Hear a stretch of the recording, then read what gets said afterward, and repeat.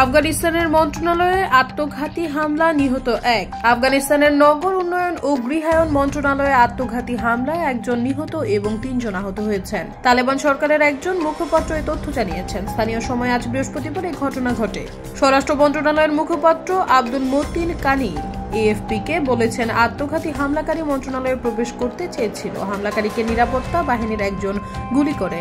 বিস্ফোরণের ফলে তার কাছে থাকা আরেকজন নিহত এবং ৩ জন আহত হয়েছেন। ২০১১ সালে তালেবানরা ক্ষমতায় ফিরে আসা এবং তাদের বিদ্রোহের অবসান ঘটানোর পর থেকে আফগানিস্তানের সহিংসতা হ্রাস পেয়েছে। তবে ইসলামিক স্টেট গোষ্ঠী প্রায়ই তাদের শাসনকে চ্যালেঞ্জ করে বন্দুক ও বোমা হামলা চালিয়ে আসছে।